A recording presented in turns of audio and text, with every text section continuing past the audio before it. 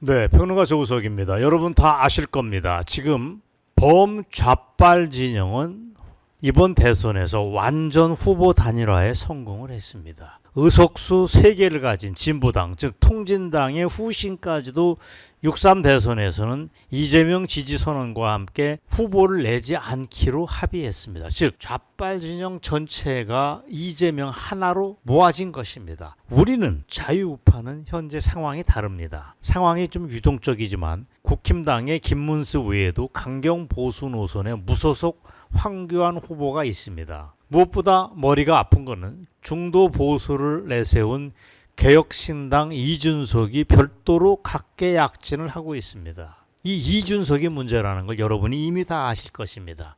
이준석은 좌우가 아닌 앞으로 가는 시대를 만들자, 세대 교체를 하겠다, 이런 캐치프레이즈를 내세우면서 주로 중도층을 공략합니다. 청년층의 표심을 파고 들어가고 있는 중입니다. 자, 그래서 정치권이 이걸 어떻게 바라보느냐면 이준석의 지지율이 10% 이상일 때는 단일화가 어려울 거다. 끝까지 완주할 것이다. 이준석이 자기 떡이 커 보이기 때문에 그렇다. 단 10% 미만으로 바라볼 경우는 단일화의 변수가 될 수 있다. 단일화 쪽으로 이준석이 움직일 수도 있다. 이렇게 봅니다. 그래서 지금 이준석의 득표율을 보면 단일화가 될 수도 있고 안 될 수도 있고 아슬아슬합니다. 자, 이걸 김문수 쪽에서 보면 얘기가 조금 달라집니다. 당장 자기의 지지율을 크게 높여놔야 이준석과의 단일화 협상에 유리한 게 사실입니다. 그럼에도 불구하고 이준석은 지금 김문수를 쳐다보지도 않습니다. 단일화 가능성은 제로다 라고 선을 긋고 있습니다. 내가 독자적으로 완주하겠다는 의지를 거듭거듭 밝힌 바 있습니다. 차라리 김문수와 결이 잘 맞는 자유통일당의 정광훈 당하고 단일화하는 게 어떠냐. 나하고는 결이 안 맞는다. 뭐 이런 얘기도 떠들어도 됩니다.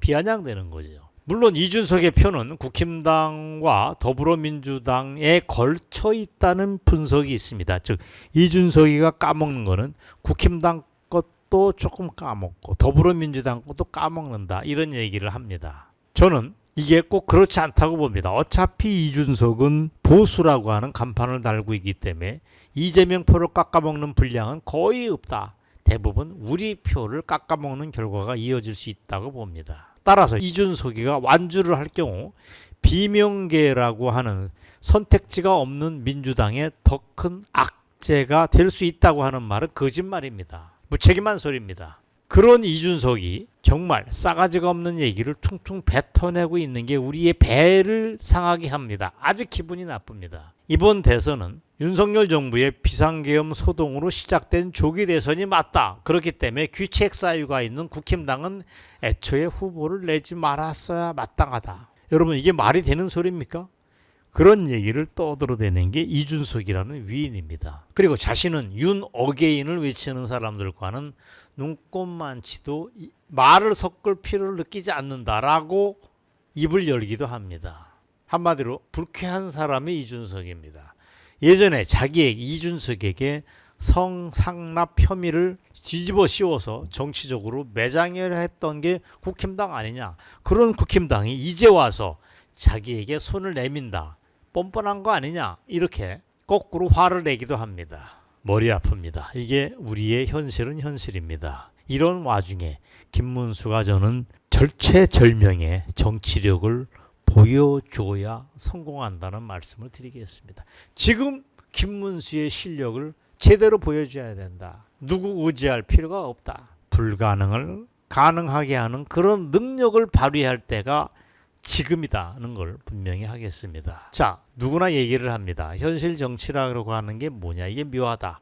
정치인들이 발언을 한 거를 액면 그대로 받아들일 필요 없다. 이런 얘기를 합니다. 절대로 단일화를 할 수 없다고 하는 이준석의 말은 거꾸로 해석하면 된다. 가능할 수도 있다는 얘기입니다. 실제로 김문수는 지금까지 잘하고 있습니다. 이준석과의 단일화에 대해서 이준석 후보는 우리 당의 대표까지 지내는 분이다. 우리 당의 정책과 다른 게 별로 없다고 얘기를 했습니다. 둘이 나눠서 갈 필요가 없다. 하나가 돼야 된다 생각한다는 원칙론도 제기를 했습니다. 자, 여기에서 한 걸음 더 나가야 됩니다. 지금 시간이 없습니다. 말로 그치면 안 됩니다.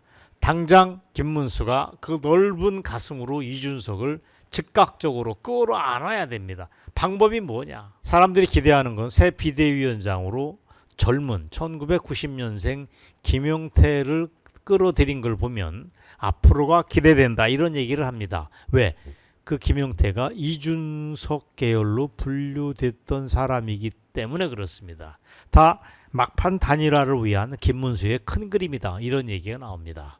자, 그렇다면 여기서 한 걸음 더 나가겠습니다. 이준석을 끌어들이기 위해서는 세 가지 큰 제안을 김문수 쪽에서 검토해 보라는 말씀을 드리겠습니다. 큰 제안 세 가지는 김문수의 팔뚝을 떼어주는 것 그 이상이 돼야 된다. 몸통이라도 잘라주겠다라고 하는 진정성을 보여줘야 된다. 그래야 성사될 수 있다는 걸 말씀드립니다. 첫째, 김문수가 집권할 때는 국무총리 자리를 주겠다는 약속을 해도 됩니다. 집권 기간이 어차피 주어지기 때문에 그 안에서 복수의 국무총리가 가능합니다. 그 중에 하나로 이준석은 유력하다는 암시를 주길 바랍니다. 둘째, 이준석이 원하면 좋겠지만 굳이 원치 않는다 해도 당권을 주겠다라고 하는 별도의 약속을 하길 바랍니다. 이준석은 뭐 절대 줘도 안 받겠다고 떠들어대지만 속마음은 그게 아닙니다. 본인의 명예회복을 위해서라도 당권을 주겠다고 하는 김문수의 제안은 진지하게 받아들일 가능성이 있습니다. 이것만 가지고 저는 이준석이 돌아올 가능성이 높다고 보진 않습니다. 막판 하나가 있습니다. 차기 대권 제1후보는 이준석이라는 암시를 줄 필요도 있다고 봅니다. 물론 이렇게 얘기하면 적지 않은 사람들이 난리를 치면서 저 사람 헛소리를 한다고 반대를 할 수 있습니다.